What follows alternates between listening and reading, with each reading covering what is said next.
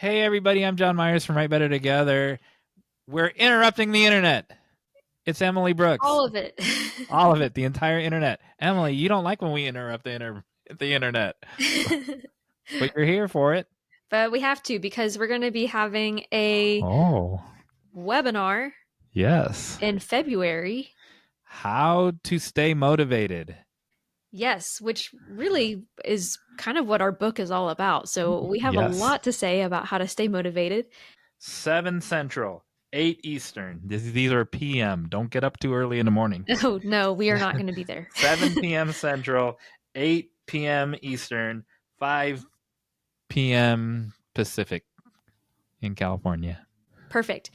If you want to join us, you can sign up on our website by going to our contact page at rightbettertogether.com/contact, filling out the form and putting February webinar in the subject line. That's what you do. Yep. And that'll make sure that we send you the link, and we hope to see you there. I'll be there. Same.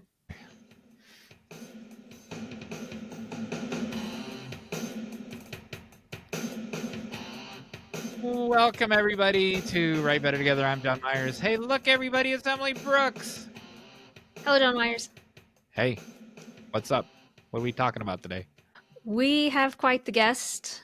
Do we have quite the list? We do have quite the list. Cool. Starting with quite the guest. We have Jamie Ogle, author of Love and Treason. So I just finished this book, and so I'm so excited to have this conversation, because this is a historical fiction / Christian fiction novel, and I have so many questions about how she researches, how she portrays God in Christian fiction, like just so many questions. So excited to talk with her. And the craziest thing happened with her. It's February 11th, and her second book comes out today. Yes. And we didn't plan that. Yes, her second book, As Sure as the Sea, comes out today. Today. So go buy it so we can take credit for the first day sales. And I should mention this. Yes. 3 days from now is Valentine's Day. Oh, my goodness. And this book, Love and Treason, is about Saint Valentine. Oh. So it's fascinating if you haven't delved into the history of Valentine's Day. She talks about it some in the episode, so I think it's a great way to remember what Valentine's Day is really about. Highly recommend. And I read it. I didn't write it. Wow. I read it this month. So it's also, you can read it anytime. It doesn't have to be Valentine's Day, but so that's 3 days from now. Yeah. I better find someone to love or to commit treason with. I got 3 days. All right. I didn't finish quite the list. Before that, we're going to have listener response. After Jamie's conversation, she's going to give you all a new call to action that you can respond to. We're going to have a Hey John Myers segment where I teach John Myers something. And then we're going to have the final act where we play a silly game. Oh, my goodness. And somewhere in there, we're going to learn why babies cry. Oh, yeah. We are. So how did you get out of your bubble? You're going first, ma'am. Oh, I'm going first. Because mine is, there's no way to top mine. Okay. So I have gotten out of the house. You know, when we talk about getting out of the bubble, that's, I've gotten out of the house. But I really wanted to talk about how I started writing a book this week. Because, forever ago, I was like, I'm going to write a book on nourishment for Christians, mind, body, spirit. And I wrote some blog posts about it. And I have been brainstorming it, outlining it for a while. And I finally, I wrote the first chapter. Wow, that's cool. And it came out so smoothly, and I feel really good about it. I feel like it's right. Lovely. Not in a braggy way, but it just feels right. I'm so excited. Yeah. That's exciting news. Yeah, I was really excited to work on that. Also, it has been feeling like spring lately. So I did spend the other day on my porch in the sun because I love it. I love the sun when it comes back. I love watching the birds. Winnie loves the sun. It's been a good time. Did you see any juncos? Oh, yes. We saw the juncos. You saw pelicans. Yeah, I talked about that last time. Oh, that's where I heard it, on this show. Next week I'll be in Florida, so I'll probably see pelicans there too. Oh, bring a pelican on the show. I would love that if it were possible. Poke the camera out the window so we can see you're really in Florida. It's more likely there would be a bear. Because there are bears. And I wanted to see one last time and I didn't. So I want to see one. Okay, when I think of Florida, I don't think of bears. I think of pelicans and alligators and Mickey Mouse. Our friends, they have bears who come in and like try to raid their trash cans. So come in their house? No, but like in their yard. Florida's scary. Interesting. So how did you get out of your bubble? Listen to this.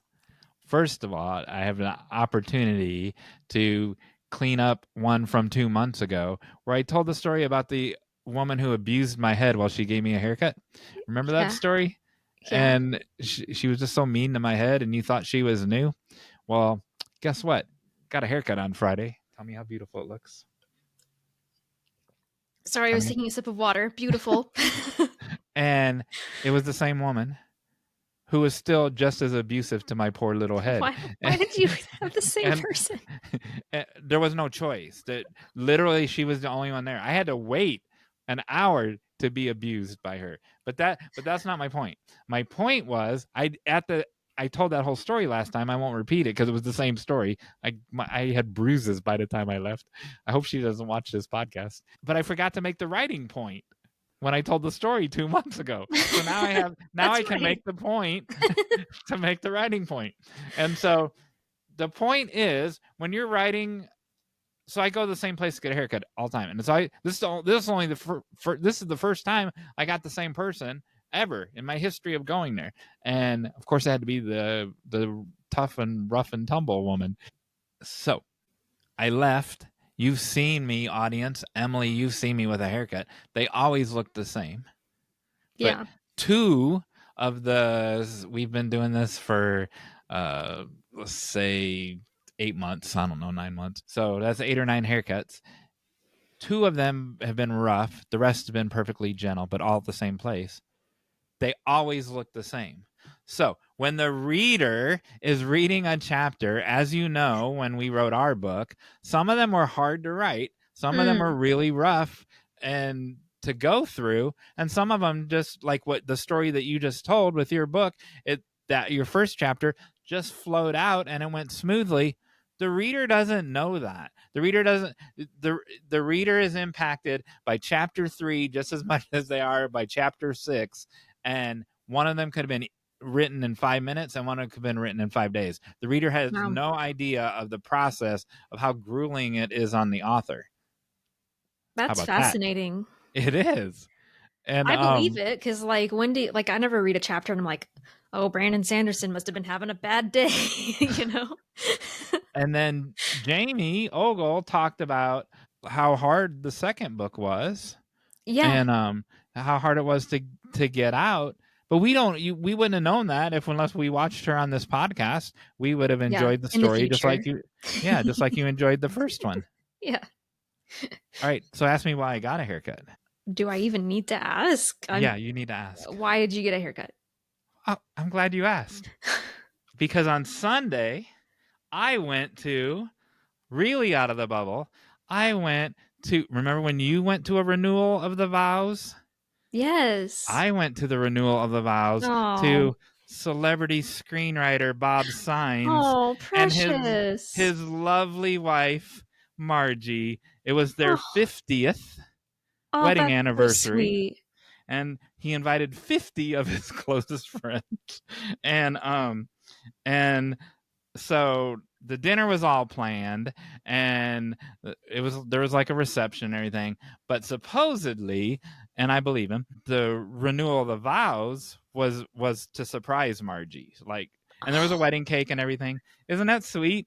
And so here is, speaking of Valentine's Day, goodness. Yes, I know, it's perfect. And so there they are renewing their vows. That's Pastor Clay Baggett. Do you know who Clay Baggett's father is? No.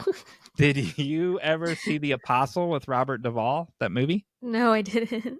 Robert Duvall plays Clay Baggett's father in that movie. What? Or a That's character wild. based on Clay Baggett's father. And Clay Baggett's father he's rest in peace, rest his soul.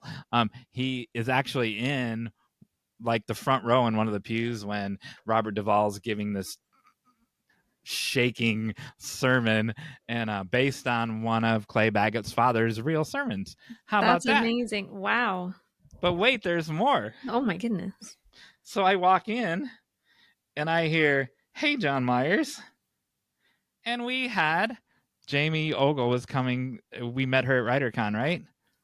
We had a WriterCon reunion with future guest Sheila Gunlock. She was there. Sheila. And her husband was there. We got to talk about business the whole time. And I gave her a second master class for free.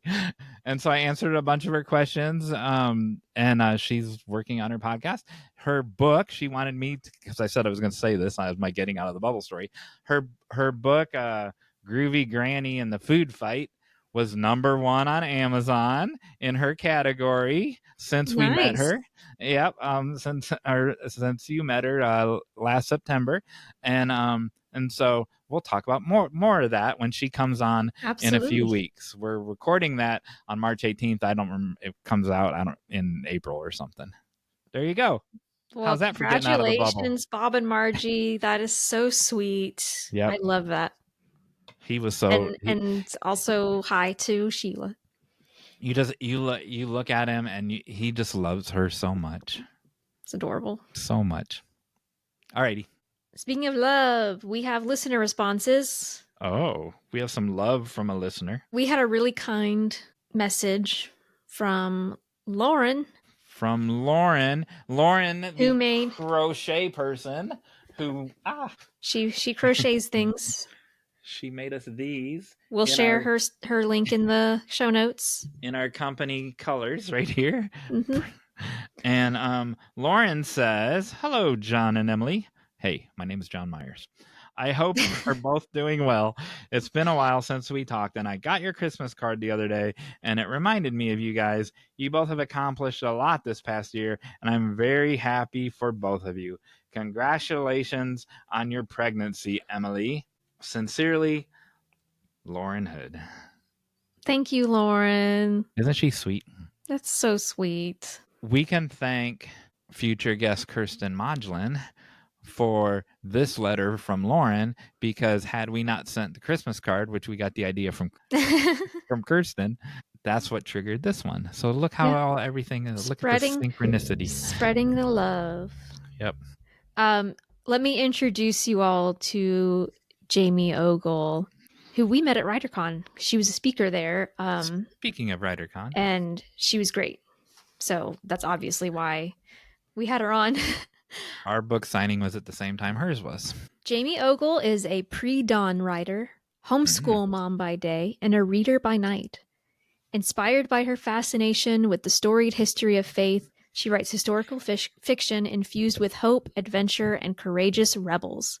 A Minnesota native, she now lives in Iowa with her husband and their 3 children, and she can usually be found gardening, beekeeping, and tromping through the woods.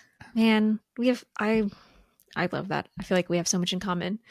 She also recently won the Christy Award for Love and Treason. And then, like we said, her next book, As Sure as the Sea, comes out today. Yep. About St. Nicholas. So be excited for that. So here is our conversation with Jamie Ogle.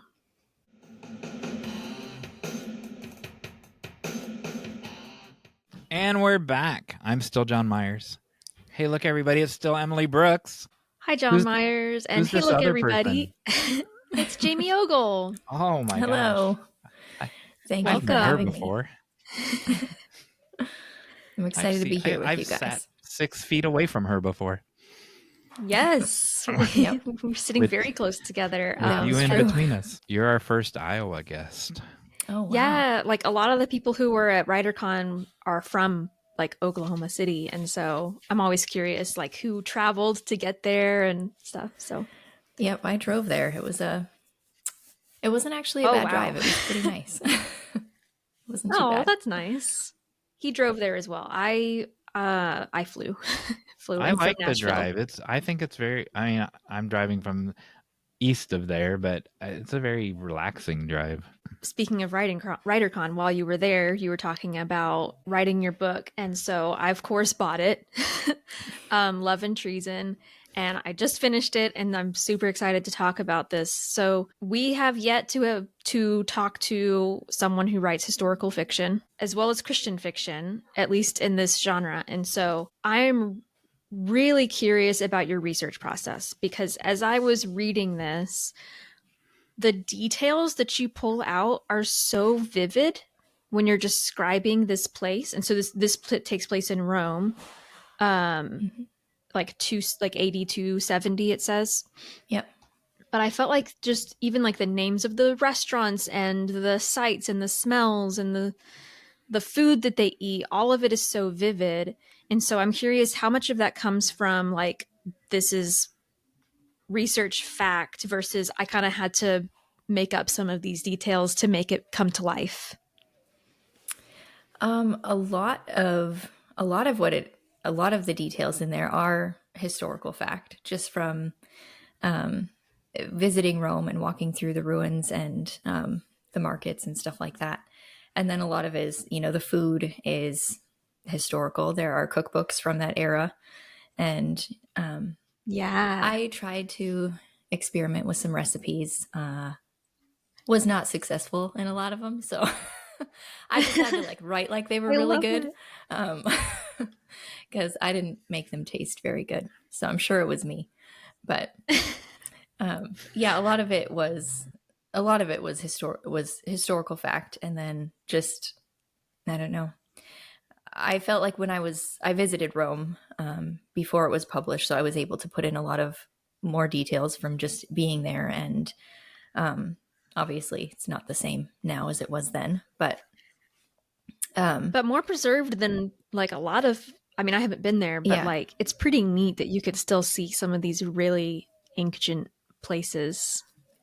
Yeah, it was really powerful to be there and to walk down a street and be like, oh my goodness, I have a scene right here. Like this is what they would have, they would have seen that building in its full glory. And I don't know, that was really fun. And I like to zoom in really close to like in the scene and just pick out a few things, a few details to list. And I don't know. I love the details and the descriptions. Before we get any farther, did you try to cook like over a fire or like when you were doing the recipe? No, I didn't. So that's probably why they didn't taste good. So this is a true story. I know someone that did that and cooked it over a fire, like made linguine or fettuccine from scratch, right? Cooked it over a fire, and then in the old cookbook, like what you said, it had to be hung on a bush outside for it to like air dry in the sun. And so she did that, like hung it outside on a bush, and then it was not edible by the time she brought it back in the house. I love that firsthand experience, though. It actually reminds me that shortly after I followed you on Instagram, I got a recommended video from a guy who does like ancient recipes and like historical recipes, and I'm pretty sure it was because of you, because it said that you followed him, and he was making like date balls or something, like something with dates, because there's a lot of things in his recipes. I did try those. That was a good one. I mean, you can't go wrong with dates. Yeah, and honey. It's pretty much dessert. Yeah. Yeah. So, and I think food is so important in our fiction. I've realized there's something comforting about reading about food for me and people making food, but it also just feels like you are entering more deeply into their lives for me. Yeah, I think so too. You're right there in the kitchen with them. You're experiencing real life. So I just read your afterword as well, where you say that you were never a fan of Valentine's Day. Nope. So do you want to talk about that a little bit of like how you kind of came to write this book? Yeah. About Valentine? Yeah, of all things. No, I just I never liked it. I didn't know a lot about the origin story. So I just saw this very commercialized holiday, and I don't like people telling me what to do. So like now there's this holiday telling me I got to buy stuff for people to show that I love them. I'm like, I don't like that. So I was trying to make this case to my husband, but like, we should not celebrate this holiday, right? So I'm like, well, I need to like do some research here and figure out why is this even a thing, right? So I started digging in and just finding these little bits of the story about this rebel priest who starts to marry people in secret when there's a marriage ban going on, and he falls in love with the daughter of a jailer. And I was like, what? Where is this movie? Where's the book? Like, I want to read this story. And this needs to be a movie. I hope they adapt this book into a movie.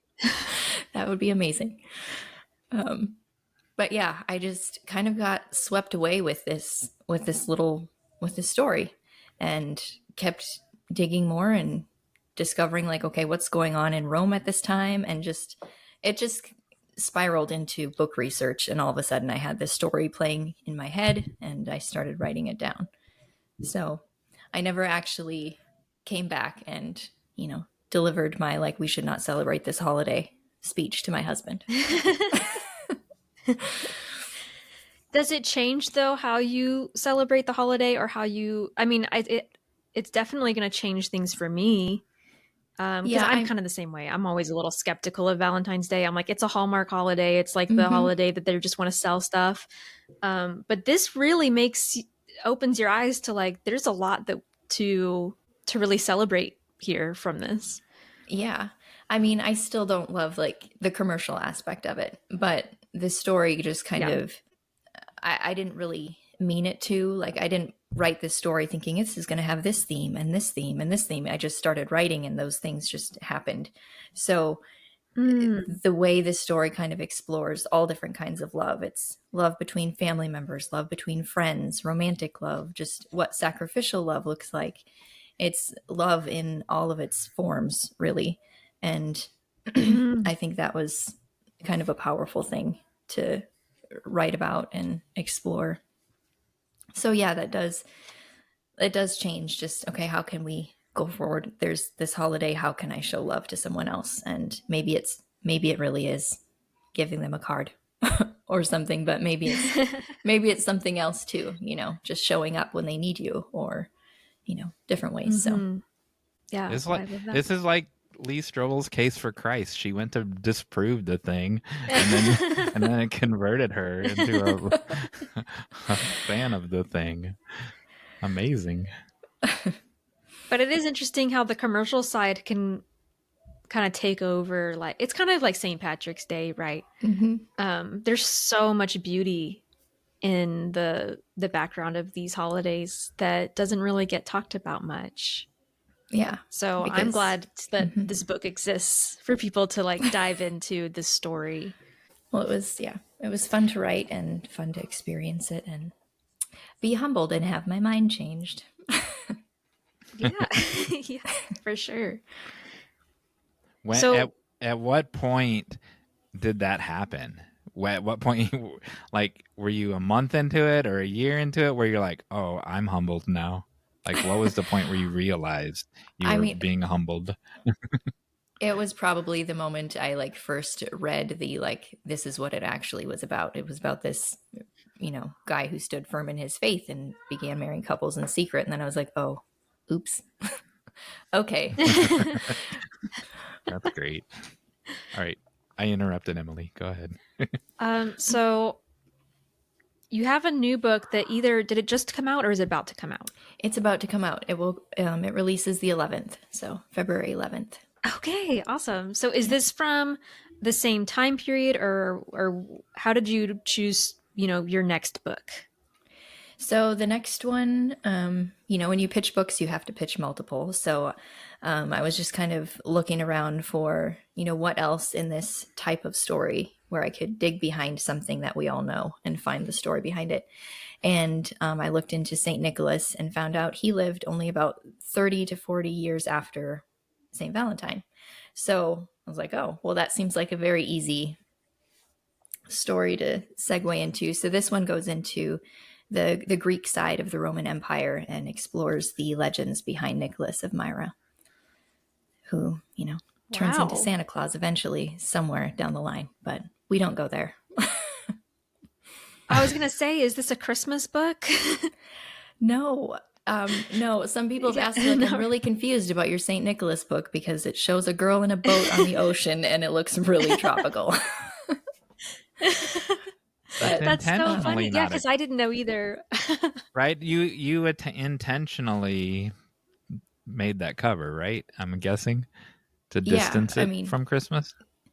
Yeah, I mean, he grew up on the shores of the Mediterranean and, on the beach with white. I mean, this like the most beautiful beaches in the world. So it's like, well, we have to bring that in. So yeah, it looks very different, but yeah, it is definitely not a Christmas story, even though you'll see some hints at who he becomes later on.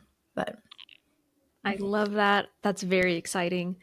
And it seems like you are drawn to a certain time period. And I think I remember you talking about that at WriterCon too, that like even in creative writing classes, you were writing about this time period. So has it always been that way, or like what drew you to this time period to begin with? Well, really, I'm always been drawn to stories of, this is going to sound bad, but like dark times in history where like things are not going well, because it makes me wonder, like, well, I mean, people lived during these times, like the Black Plague and all these things that were horrible.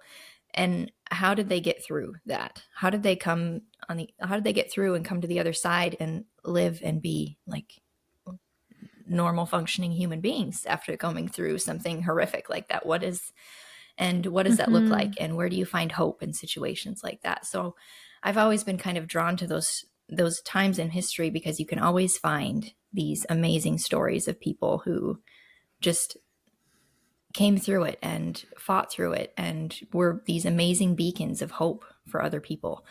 And so I feel like with Of Love and Treason, we have this kind of dark moment in history, and we have Valentine standing up and as this beacon of hope. And the same thing in As Sure as the Sea, which is my next book. It's during the worst persecution in Christian history, and it's a very dark time, but we see Nicholas standing up and offering hope and love to those around him. And I just think those stories are really powerful. A lot of them have happened in the Roman Empire. So it just kind of seemed a natural place to sit and start my writing career. And we'll see. Maybe someday I'll get to, expand out into other eras, but I enjoy the Roman Empire for right now. So. Well, that's interesting how even like your second book like stems from your first book. And I think sometimes we don't always know when we're writing a book how it's going to influence our career. Yeah. Do you think that if you had like, if this book wasn't published when it was and you were planning your second book, would you have thought like, okay, I need to do something that's within that, that people are going to expect? Or do you feel like you would have been more willing to stray? Because I know that, we have to consider our careers and what readers are looking for. Yeah. When I was writing this, I mean, I wrote it over a span of like 6 to 8 years. So it was a long process. I was, having kids and that kind of took up some time too. So, yeah, for sure. Yeah. And when I started the journey of trying to find an agent and a publisher and all that, I was told again and again, like, nobody wants this era. It's not a good time period. It's a weird time period. Like, just maybe don't. So, after a year and a half of rejections, I was like, okay, well, I'm just going to go, write a story, same kind of themes of, hope and dark times, and set it in a different era. And, maybe that'll be different. So I went to very early colonial America and wrote a story there, tried to, find an agent that way. Nope. Still not, still not a good era apparently. So, but then I was kind of also querying of Love and Treason on the side. And I really did love this other story, but, of Love and Treason was the one that eventually kind of won out. And I think that one is just, it's kind of a heart story for me. It was the thing that it changed me and it challenged me to write it more than anything else. And I didn't want to give that one up. And it seemed like everybody was wanting me to give it up except for this, my agent right now. And she was pretty much the only one who believed in it that I could see. And, so we went with it. And 2 months later we had a publishing contract, which is just insane from hearing all this time that nobody wanted this era. So it was it was definitely a God thing, but also just kind of shows that if you're passionate about something and you're willing to wait and work for it, that, it'll eventually pay off and come around. So I'm glad you said that it's a God thing, because that's a perfect lead into my next question. So you don't know this, but this is airing on February 11th, and which is when your book is coming out, the day that your book is coming out, right? You just said the 11th. Yep. And we didn't orchestrate that. We've been 6 weeks, 8 weeks ahead on guests, and we've booked guests 6 months in advance, but we just booked you because we had this opening that came up, and you're like, yeah, let's do it. And then it was for the one that would we moved one back to put you on the 11th because you were more recent, and that would go right before Valentine's Day. But your new book's coming out on the day you wound up, so that can only be and that's happened on this show a couple times. That can only be Holy Spirit orchestrated. For sure. Yeah, because we could have called anyone, but we liked you, and so we called you from WriterCon. And so my question is, what other moments like that, like you winding up with that agent is one of them. What other moments have you had in the last year like that? So many little ones. And then of Love and Treason in November won the Christy Award for Best Historical Romance of 2024. So that was like kind of, it floored me, honestly, because going from 2 years of being like, no, nobody wants this story. This isn't nobody wants no it. Good. Nobody will read it. There's no market for it. No, constantly to like, I get a yes and then another yes. And like, okay, but for real though, like, are you guys the crazy ones and everybody else is, you know what I mean? You kind of have that in the back of your mind. And then for God to open that door too. And it was just an amazing confirmation that this is what he wanted me to pursue. All those years of, going through all that rejection was for a purpose. And I don't know, it was pretty amazing. What did you learn from those rejections? I'm glad, honestly, that I went through that, because it really forced me to kind of dig into if this is really what I should be doing. And it made me question that a lot in good ways and bad ways. But I spent a lot of time in prayer after every rejection. Like, okay, God, is this really what you want me to do? Are they right? Or are you right? Or is this like, you're not going to lead me down a path just to beat me down. Like, that's not who you are. So these rejections are for my good somehow. I just don't know it. I just doesn't feel very good right now. But it sent me back to God again and again and again. And my relationship with him grew so much during those years that I would not, like, looking back, I wouldn't trade those rejections for anything. But just because of how much I grew in my faith and how much I learned to surrender and trust through all of that. So that was the biggest thing I learned. But I look back on those years of like, oh, that was hard, but it was a really good time. That's great. Wow, that's really encouraging. I think especially for those of us who are in the querying process, it's very encouraging. Yeah. Oh, good. that kind of helps me segue into, we're talking about God and how he works in our lives, and the Christian genre of like the Christian fiction genre. One of the things I've always struggled with is how much do you allow God to be a character in your story? So in the book, it seems like one of the important themes is we don't know how God is going to act. Like sometimes God provides this healing, and then sometimes he doesn't. And I think that's a really beautiful and nuanced look at it. And so when you're writing these stories, obviously there's facts that of, like God definitely did this thing, and then other times where you have to kind of interpret. And so how do you balance that? Like, I'm even just thinking about it as a spiritual practice of not manipulating God or making God do things that he wouldn't do, but still revealing the character of God. Yeah. I don't know, honestly. Like like I said before, I didn't start this story of like, oh, I'm going to write this story and teach everybody all these things about God. Like not in my mind at all. Like I don't consider myself that wise to even try to do that. But kind of as I was writing this story, I was kind of wrestling with these questions too of like, why did God let this happen to Valentine? Why does God let, missionaries, why does God let bad things happen to missionaries? They could do amazing things for him if, he would have just intervened there. And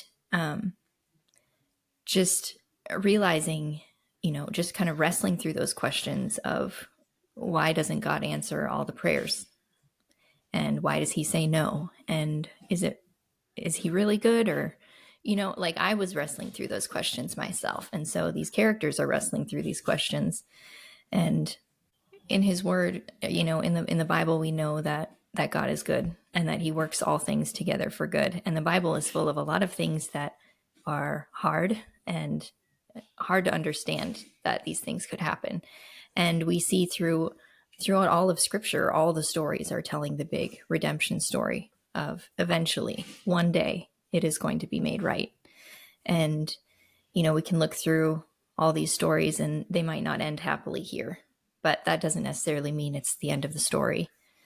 And that's kind of what I came to, is that God is not our genie. If he answered every single prayer the way I wanted him to because it was good for me, well, then I'm the one in power. I'm the one in control. And, as a parent too, just knowing that my kids ask for things all the time and they're not bad things, but I can see like, oh, well, if I give you this and this and this and this every single time, it's not going to end up well for you later. You're going to be sick or you're going to be, whatever. And I can see that because I'm an adult and I have lived some life, so I can see that.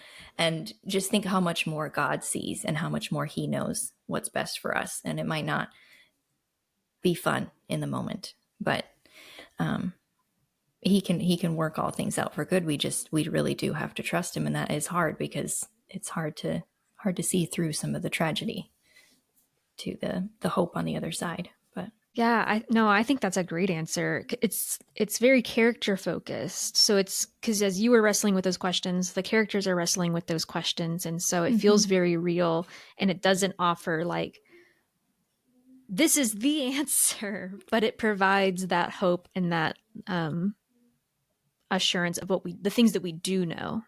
And I feel like it does a really good job of that. And as you were saying with hope after tragedy, one of my favorite topics is happy endings in stories, because Aldous Huxley has an essay on the myth of the happy end, or the myth of tragedy, that tragedy is actually, it's a lie when a story ends on a tragic moment, because it refuses to acknowledge that life goes on after the tragedy. And so I don't want to give any spoilers for the book, but I just love how you're able to do that so well. Oh, well, thank you. And I think it's a really important thing. And I love that you're drawn to those dark times too, for that reason, because it's showing, hey, there's these tragic things, but then there's always hope after. Yeah, you said that really well. Oh. How do you? Okay, I have another question that is a little bit like going in a different direction, which is, I just asked about like how do you write with like the character of God, but like when you're writing historical fiction and you know you have these characters who, and you said some of them are completely like they existed for sure. We know that they were there. We have other characters who you created because they fit the story, and you needed their perspective. How do you choose your cast, and then how do you make sure that, like, I would feel so frozen writing about a character, a historical figure, and being like, I'm gonna get this person wrong, or so. How do you give yourself the freedom to just write these characters without really knowing exactly how things went? Yeah, that part is hard, and also it was a little bit easier with Valentine because there aren't firsthand writings. Like he didn't leave any writings behind. We don't really have any, eyewitness accounts of him. We don't have his story even written down until like hundreds of years after his death. So we don't have a lot of detail for him. So it was a little bit like, okay, if I get something wrong, I know the big part of the story, I can get that. So the details, if I get something wrong, nobody's going to know because we don't know. So there was a little bit of freedom in that. But it was just kind of looking at, even to decide his personality type and, things like that was, okay, well, kind of looking at his story and like, what kind of person would have done this? What kind of personality would you have to do this kind of thing? So that was probably the biggest thing to wrestle over was, okay, who is he based on what we know of his actions, and how might he have responded in other situations? So that was, and same with the book that's coming out, As Sure as the Sea. Nicholas has those same kind of things as Valentine. He doesn't leave any writings behind. His story's written down hundreds of years later. But we know these, vague outlines of stories. So kind of inferring like, okay, what kind of person would he have to be to do this? What might have his past have been like to make him act like this? So that's kind of where I start. And then as far as the how to choose the rest of the cast, most of the people in Of Love and Treason were real people, even down to like the family where Valentine's church meets, the family who owns that house. They were real people. I did make up one of their sons, which is Valentine's friend, Cato. And Titus I made up, and Beatrix. Everybody else is pretty much real. So Titus is such an important character that he is. Like, I think of that specifically as a made-up character, but you chose to have his perspective because it's so important to the story. It is. I wrote the story, a couple drafts of the story without him, like completely without him. And my husband was reading it. I was like, there's something missing, and I don't know like why this story isn't like, it's not working very well. He's like, well, what if you had a soldier's perspective? What if you had like the perspective of the guy hunting Valentine? And so I have to give Phil credit because he came up with the idea to put Titus in the book, and it was, he became my favorite character after that. It was just getting to see his journey and where he's coming from, and his beliefs be challenged and changed, and kind of having to wrestle over that. He was a lot of fun. I didn't know in the beginning like how important he would be, and then by the end I'm like, oh, he's so important, and like did become like one of my favorite characters, and so it was executed very well as well. So you don't have to just give your husband the credit, but that's awesome that he thought of that. So here's a rare opportunity, because we have author and someone who just finished the book a half hour ago, right? Yeah. So Titus was one of your favorite characters. Could you tell that it was Jamie's favorite character by reading it? I don't think I would have said it was like your favorite character, but I could definitely see, especially by the end, like that this character, kind of like I just said, like became so important.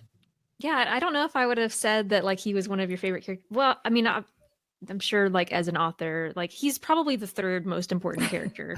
No, third or fourth. But, well, you can answer that. But now that you know now you know that you're not surprised for sure. Yeah, I guess that's a good way to put it. Yeah. Interesting. That's cool. Yeah. Yeah, I so badly wanted him to have a happy ending. Yeah. Yeah. So I fought really hard for that. Yeah, I love that. Every story needs some redemption as well, and I feel like that was one of the things that he brings to the story. Definitely. Mm-hmm. So I just want to say, like, I'm on the verge of tears because this is so powerful to watch. Oh, to watch Jamie getting choked up, and then to watch you, who just finished the book, and it's clearly so powerful. And so I don't know. I'm an audience watching the audience watch the author, and it's very emotional because God's all in that, in between this goofy little 3 screens on a computer. It's crazy. Yeah. That's all. I just had to emote. I will say too that I haven't really read many Christian fiction. Well, that may be unfair. I should say that I have seen a lot that they do try to have easier answers, and so I really liked the complexity of this one. That it was really thought provoking. Like, I'm going to be thinking about it still. So I love the way that you executed that. I think it's so well done. Well, thank you. I feel like for some things there aren't easy answers. Like, you know, for a lot of it, writing it was like, well, who am I to come up with why God lets things happen? You know, right. We just right. all we can really lean on is the fact that he loves us and he is good. And, you know, I mean, he's a lot of other things too. He's just and righteous and sovereign, but all of those things come to play in a way where we're just not in control. We just have to trust that he has our best interest at heart. So for me to try to come up with a cut and dry answer of why things happen is, I can't do that. Yeah. So yeah, absolutely. And I think it's really neat that these themes, like you said, came out as you were writing, that it wasn't like you set out to write a story about that, but the nature of the story brings up those questions. Mm-hmm. Did you feel that happening with your most recent book as well? Like, as you were writing it, you were discovering kind of what this book was really about? Yes and no. So the second book, nobody tells you the second book is just going to put you through the ringer like none other.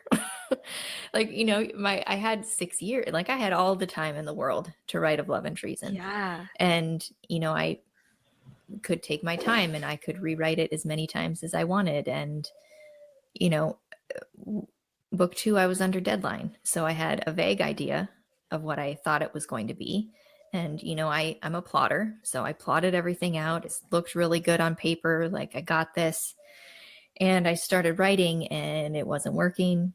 And I fought with it so long, to the point where, like, I didn't even know if I could tell a story. Like, I had no idea. Like, it was like, maybe that first book was just a fluke and I actually don't know how to write or tell a story or anything. It made me just question everything, but then also just keep running back to God over and over and over again. Like, you think, I thought mistakenly, like, once I got a writing contract, like, I would be confident. Like, I've got this, you know, I know how to write a book.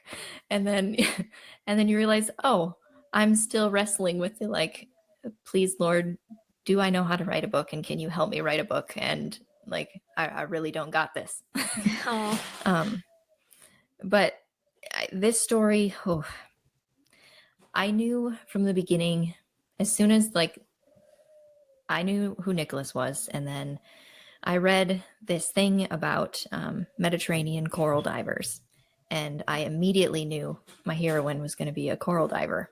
And I knew her name. I knew her backstory. I knew what she looked like. I knew her personality. Like, in a moment, she popped into my head. And I also knew what she was going to be wrestling with and what her, you know, secret was and the thing. And I was like, oh no, I don't want to go there. That seems really hard. And I don't think I can pull her through, like I don't think I can get her from here to the end of the book. So I tried any other thing she could wrestle with for months. Like, okay, well, no, I'm gonna this will be her struggle, and then that didn't work, and then I don't know, well, maybe this one will be. And all the while in the back of my head, it was like, I know it needs to be the other thing, but I did not want to go there because that seemed really big and really scary, and I didn't feel qualified. And I told God, like, I don't want to write this. I don't want her to struggle with that. And I was like, it's too big for me. I can't do it. And he, like, very clearly was like, but it's not too big for me. Like, I can get somebody from that to the end. Like, I can do that. So it took a long time before I surrendered that and went back to what I knew I should have written all along. And really, even up to the point of where I turned the story in, I didn't know if I even had a full story there. Like, I had written so many drafts, like I couldn't even see the story anymore through the mess. And it wasn't until, we went through the edits, we went through developmental edits, and I got the galleys back, and I had some time, between the last edit and when I got the galleys to read for the, look through it for the final time. That was when I feel like God took off all the blinders or the clutter that I had when I was looking at the story and let me see the story for the first time. And I was like, oh my goodness, there really is a story here. I didn't see it. Like, it was just, I felt like I was writing the story blind the whole time. But it was a very hard story to write, but it's just God. It's a God thing that this one is even here. So, wow. But I don't know if that answered your question. No, I'm so glad I asked because that's not what I was expecting. And like, that's a beautiful story of how these books come together. Like, that's powerful. It's a shame that Emily's not allowed to read any books that have divers in them. So not true. The book comes out today, and sorry, Emily. So I've written a fantasy novel that I'm querying that is about divers, but in a fictional or like fantastical world. And so when you said that, I was like, oh, okay, now that like you'd already sold the book, but now I'm like, now I have to read it. So I love that, and I love like awesome. It is hard to create conflicts for your characters that you don't know how to get them out of. And it's so easy to just stray from. I've definitely done that. Like, just gone, let's not go there because I don't know what to do with that. And so that's powerful that when you said, like, God said he wasn't too big, or it wasn't too big for him. Like, that is so powerful. And I love that. And I love how the writing process just changes you. Yeah, I didn't think going into it, I was like, oh, writing is fun. It's something I love. And I didn't realize it was going to like challenge me in my pride and my, everything at every step of the way, and just be a refining process. So, which is good, but what was your not something I expected at the beginning. What was your manager or your agent saying? Because you said you didn't see the story until you saw the galleys and the blinders were lifted. What was your agent or editor even saying during that process? Were they seeing the story before you did, or they like what were they saying? Yeah, I think honestly, they were telling me that it was good. This is not trash, I promise. And they're like, I don't know, you feel like you guys are probably lying. Oh my gosh. So that's kind of how our conversations went. Wow. But yeah, I feel like they saw the potential of this. When I turned it in, it was legitimately a mess. We had a lot of developmental edits to do on it, but they saw the story. They saw where I meant to go, where the story should be going. And they really encouraged. They were like, okay, this is great. Like, we need to pull this out. And they were so amazing with just kind of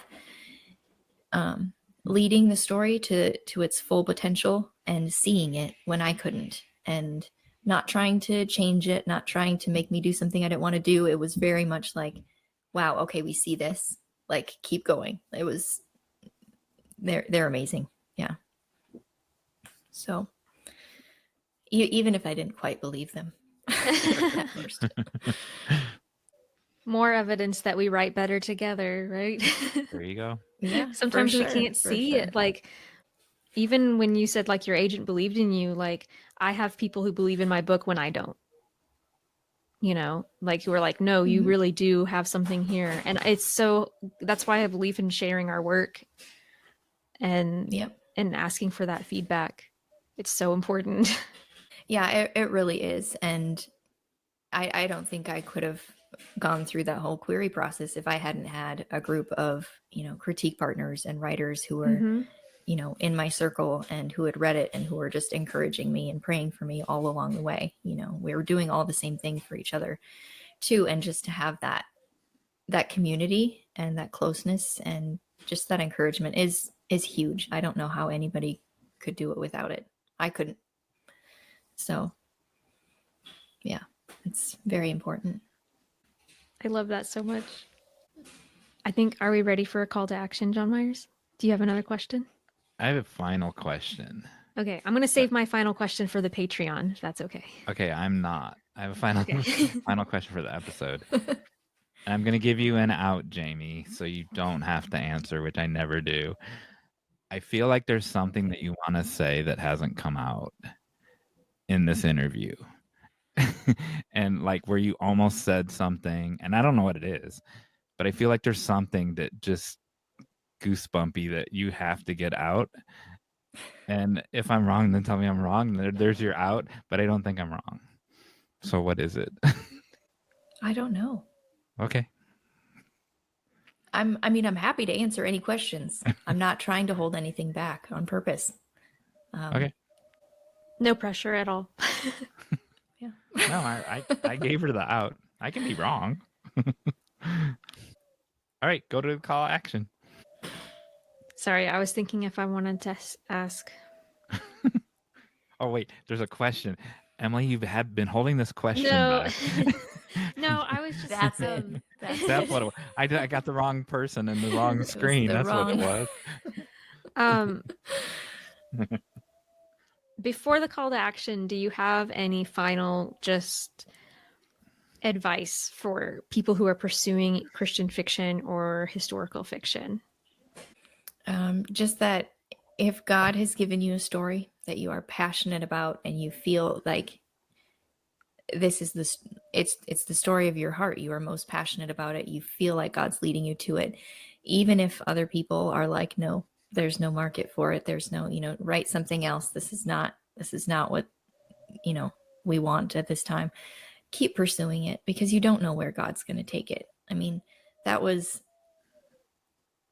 my experience. It's like he put this story in my heart and I pursued it, even though everyone else said, no, this is not going to go anywhere and it'll never be published. There's no market for it, no readers, nothing. Like, just keep going, because if God has put that call, like, he's not going to lead you to failure. You're going to learn something from it. You're going to grow from it.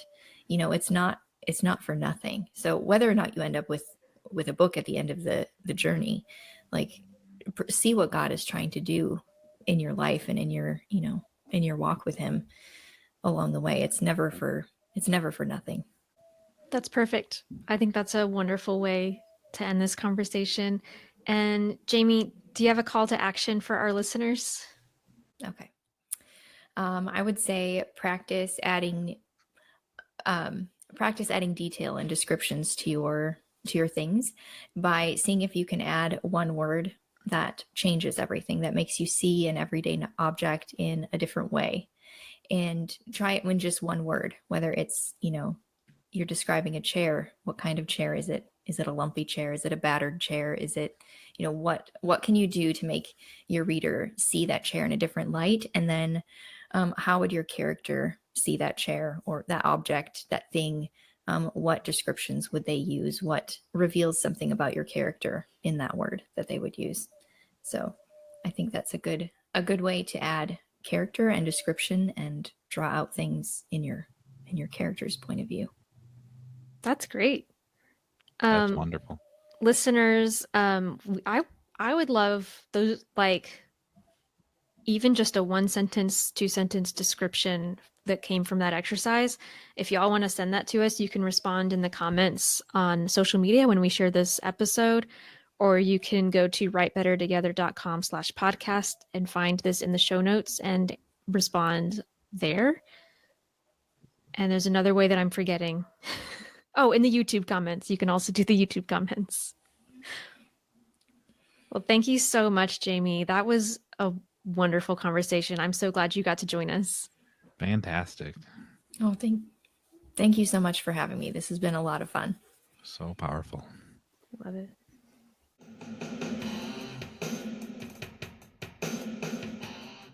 And we're back. Wow. Like, I already said during the interview that I was crying, but to watch, we've had other authors where we've read the books before, but to watch you interact with her and say things that, rang her bell, or she said things that rang your bell. It was so powerful to watch Holy Spirit bounce back and forth between those two. And it was hard for me to even say things at times. Oh. It was amazing. The things she said was just so powerful. And it's interesting to me that she seems to, I just read characters written by her, and I can see her in her characters now. Oh. And how she talks and how she thinks, and like she said about the questions that she has, and they're asking the same questions. And so I think that's really neat. She's a very hopeful, very wonderful person. Yeah, and just like Lenita Smith impacted our next book, this is going to impact it, because I wrote down hope. I felt that there needs to be some more hope in there. And I guess the one last thing I want to say about it is that when I asked her about, because you've already seen it, audience, when I asked her about her team believing in her in the second book when she wasn't sure yet, and then God took off the blinders and revealed the story when she got the galleys back, but the team already knew before she did. Well, the team was also orchestrated, right? She got it rejected for 1.5 years, and before the first book anyway. And then so the team that she has now, those people were called in to be in her circle. So we have to be aware of that, who belongs in our circle and who doesn't belong in our circle. And they liked her first book, but didn't like this book. But or said nobody wants this book right now. Nobody wants to read this historical period. Yeah, I think that's a really good takeaway. Who's in your circle? That was so, man, I'm gonna cry again. But also people who are honest when they do, because there are some times when people are right to say, hey, I think you're going in the wrong direction. We can listen to those people as well, but we have to have discernment. You don't want somebody who's always telling you you're doing a great job and this is perfect and you're going to be successful, right? We need people who are honest when it hurts and when it helps. And she said that in the early drafts of the new book. Yeah. That was happening. Yeah, that's excellent. Yep. Very All right, good. you want to be cheered up? Do I ever? Hey, John Myers. Yes. This is our Valentine's episode. So, of course, we're going to talk about Valentine's Day. Jamie already shared a lot about the history of Valentine's Day, but this particular thing is the question that I'm going to ask you. What do birds and Valentine's Day have to do with each other? Well, birds and Valentine's Day have a long history of coexisting because when you see that cherub dude and he's always got a heart with a big bow on the heart, or you get a box of candy that's in a heart shape, it's got a big bow on it. Well, it's the birds that tie the bow onto the box or onto the heart that the cherub is carrying around. Doves, I believe. Lovebirds. I love lovebirds. They're so cute and so silly. So they're the ones that tie the bows on thing for Valentine's Day. That's probably in Jamie Ogle's book. Yeah. That's historically true. Nothing you said was necessarily wrong, but it's not what I was looking for. No, it's not. So I'm looking at an article about just kind of like general facts about Valentine's Day on goodhousekeeping.com. Valentine's Day, like many holidays, originated as a pagan holiday. This one particularly for fertility, and I'm not going to go into detail about what they did because you don't want to know. But they because I have no idea. But then so this was celebrated on February 15th in ancient Rome. So it's still like Roman based. And then they say it gets a little murky, but in the 1300s, it became officially associated with love. And this is because Pope Gelasius outlawed the celebration of Lupercalia, which was I don't know, I'm probably not pronouncing any of these right, but it was the original like pagan holiday. And then a little later, much later, it says in the Middle Ages, it was believed that February 14th was the start of the bird's mating season, which probably depends on where you're from, right? I think here it would be much later.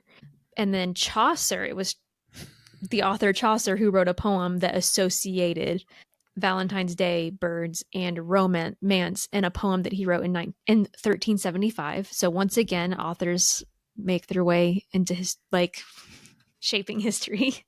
The oldest record we have of a Valentine being sent was in the 15th century when Charles, the Duke of Orleans, wrote his wife a poem. And then we get the first mass-produced Valentines in 1840s. So that long ago, 1840s was when we were getting actual like mass-produced Valentines. Gutenberg himself.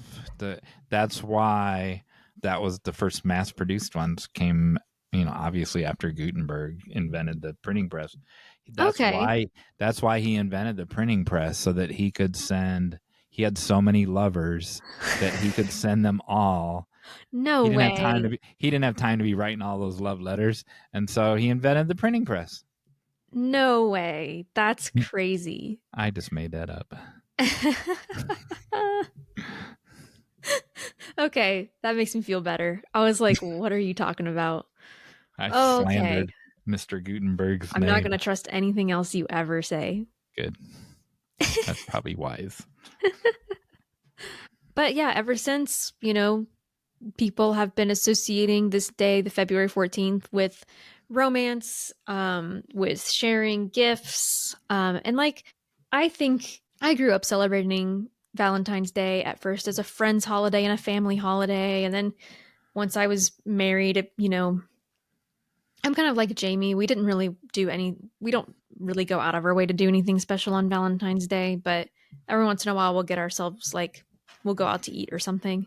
But I love that this book exists because it reminds people of what really happened, and even just the important, marriage was so important to these people, to the Christians, that they thought it was worth dying for, really. And part of the reason was because their marriage ban was to keep soldiers from getting attached to, too attached to women and family and stuff. And then also, if the soldier died, then he wouldn't be having to leave behind a bunch of stuff. So they wanted marriage.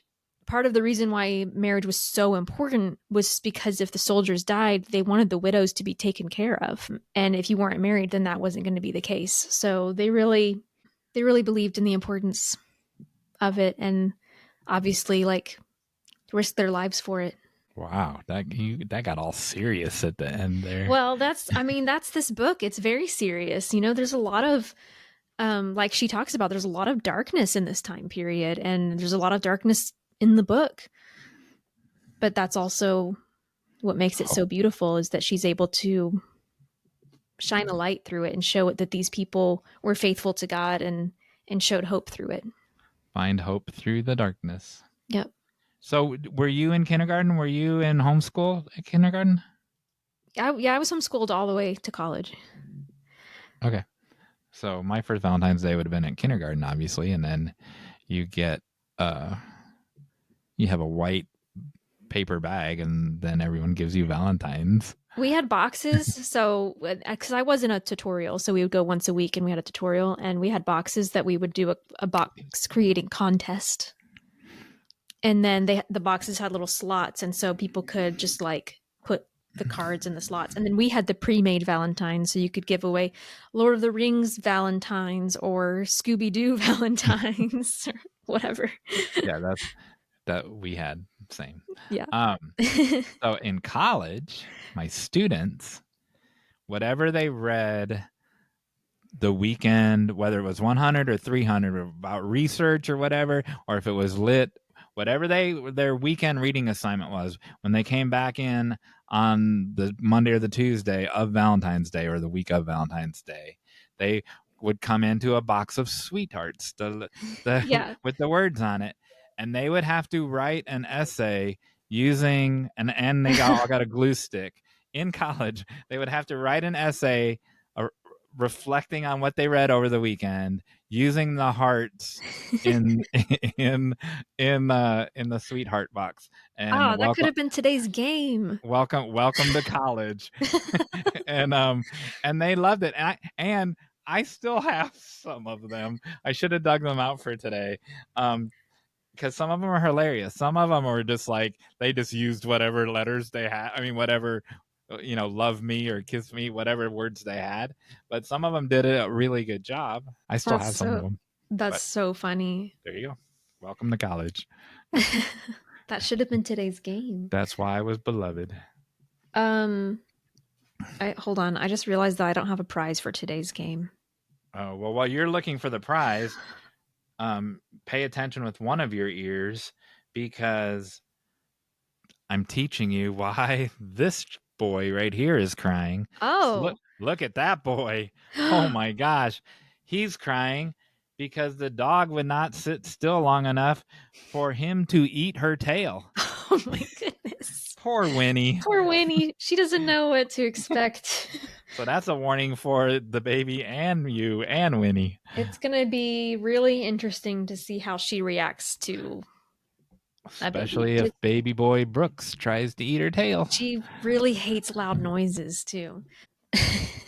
Okay, I have a prize. So if you want to continue... Wait, no. Eating your dog's tail. If you want to find hope in the darkness. You want to? If you'd like to know more about finding hope in the darkness, there you go. Then follow us. Subscribe to the podcast so that you can keep being updated. You can also have episodes and a great newsletter by John Myers sent to your email if you subscribe. So if you go to writebettertogether.com, there is a subscription box there. We also have webinars and stuff coming out that you will be notified of when those happen if you are subscribed.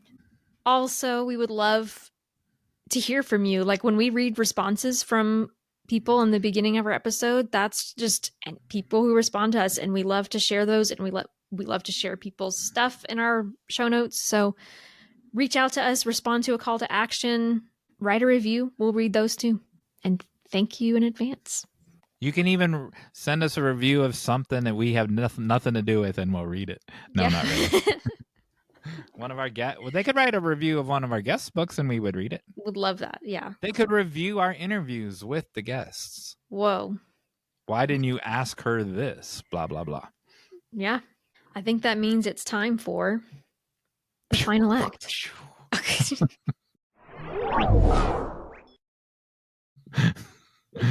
I love how you do the sound effect and then I have to still play the sound effect. Your prize today. Yes. Is this little box. Oh. That says Montgomery. I don't know why. No, it doesn't. It doesn't say Montgomery. It says Monterey. It says Monterey. I've never apparently actually read it. Have you been to Monterey? No. Have you been to Montgomery? No. Yes. Inside this box. You drive through Montgomery. We went to go to Florida. You're right. Well, no. We go through Alabama. Georgia. Oh, really? Yeah. Wow, I didn't know that. We do. Right. In that box is a love letter. Is a letter of apparently me trying to write my name when I was a kid, like little. And we found that at my grandma's house. So she saw this little thing where I was writing my name and saved it in this little box. After flying to Monterey to buy the box. Yeah, I guess so. The game today is called Spontaneous Meet Cute. Oh my goodness. So before we started recording, yes. I told John Myers to come up with a place, a character with a goal, and a story element / obstacle. And I had no idea why I was doing that. So, do you want to tell us what you wrote down? All right, so tell me each thing and I will tell you the answer. A place. All right, the moon. I didn't know it was going to be a love story. No, it's great. It's great. This is why I didn't tell you what it was. Okay, who's your character? Oh, a girl Dalmatian. Does she need a name? I should have told you that it needed to be a person. A girl Dalmatian named Dottie. Get it? Okay, Dottie? She's a Dalmatian and her name's Dottie. We'll say that. Are we okay with a humanoid Dalmatian? A woman with spots all over her? No, but like... That's leprosy. I mean like in a story where dogs talk. Yeah, it's okay. Yes. We're doing dogs. It's a talking dog. And well, what I don't know if the other people are going to be dogs, but that one is a dog. Dottie the Dalmatian. What is her goal? To get off the moon before... So right now it's a full moon, but then when it's waxing, waning is when it gets smaller. Yeah. Before it wanes to a no moon. Oh, okay. A sliver of a crescent. Okay. So like an astronaut Dalmatian. I didn't say astronaut. I don't know how she got up there. Oh, okay. Someone said fetch and she really fetched. Okay, and then an obstacle / like story element. I'm trying to make fetch happen again. All right. So the obstacle to her getting off the moon? Yeah. Lack of dog food. Okay. So, Dottie the Dalmatian meets we'll say Rufus the Labrador. Oh, that's going to make it Farmer Bear. And I wrote this down before, so... Oh, okay. I'm not changing it. So it was Rufus a boy? Yeah. Rufus, the Labrador. Rufus the Labrador is a bird watcher trying to capture the perfect picture of a rare bird on the moon. That would be a rare bird. It would be very rare. So now with those story elements, you now need to come up with a meet cute in which these two characters start. But you picked the boy? I told you to pick a character, and then I was just going to I created another character. Okay. What, a Labrador is a black shiny retriever?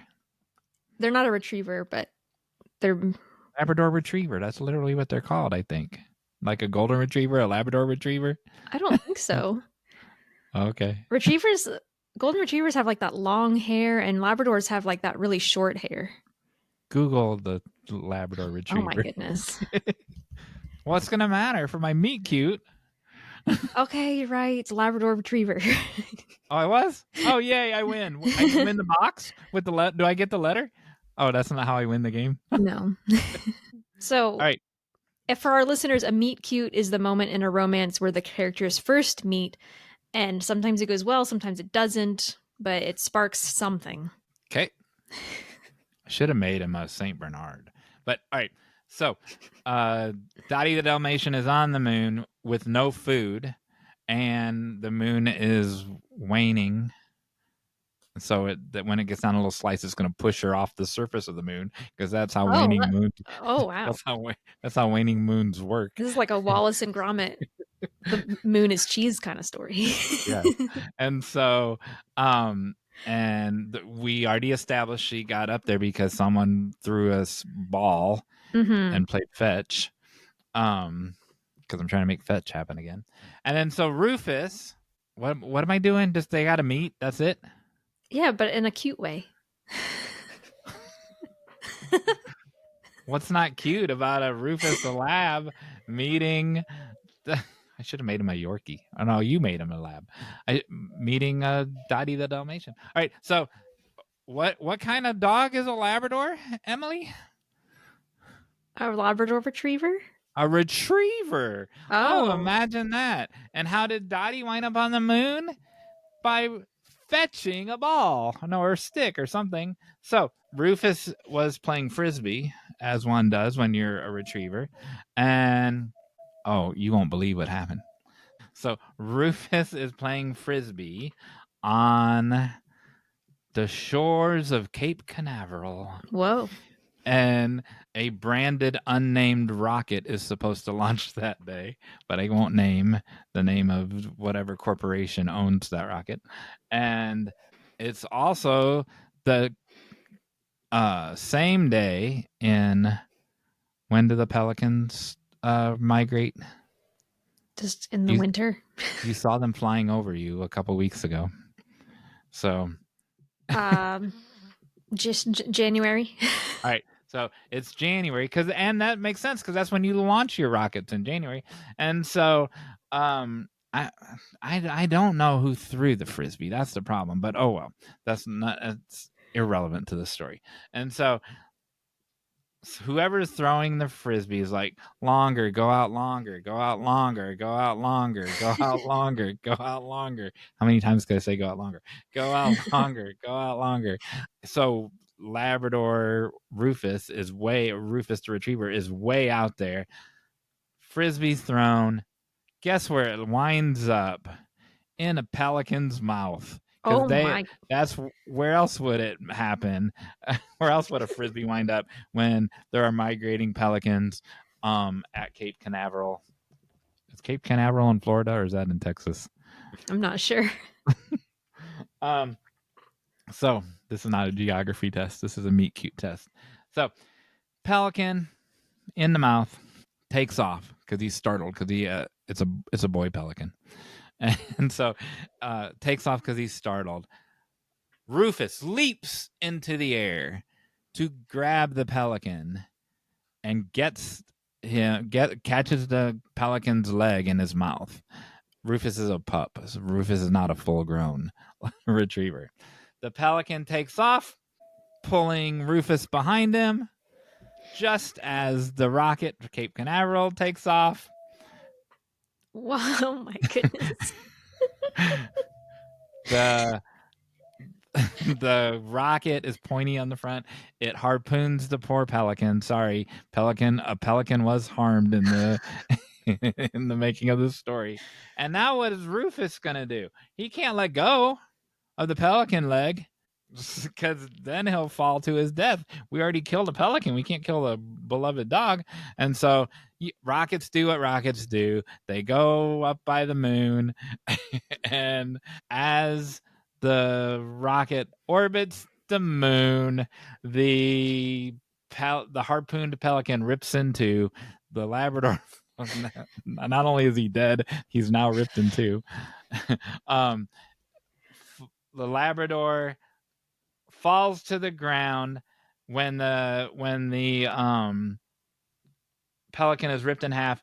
Of course, the frisbee falls out of the pelican's mouth, and the Labrador catches it before he hit. And in one fell swoop, the Labrador Rufus grabs the frisbee, falls to the surface of the moon with the frisbee in his mouth, right in front of Dottie the Dalmatian, and says, "Hi, I'm Rufus. Pleased to meet you. I brought you this frisbee. Wow. That's a pretty cute way to meet. I knew I could count on you with this. I did. It's not anything what I expected, but Right. that's what makes it so great. It was the first thing that came to my mind. I love it. I didn't try to change anything. Yeah, it's great. Did I win? You win the Monterey box and my signature. So now I know how to spell your name when you were 5. Yeah. Awesome. That was great. Thanks. Well, that was fun. Happy early Valentine's Day to people if you're listening to this early, or if you're listening to this just at a random time of the year. Love is still relevant. So I hope you go out and love each other today. Look what's right here. From Riverdale, the graphic novel. He loves me, she loves me not. Nice. Perfect. I didn't even plan that. It was one of the books that I got on the thing. Well, listeners, we couldn't have done it without you. Couldn't have done it without you.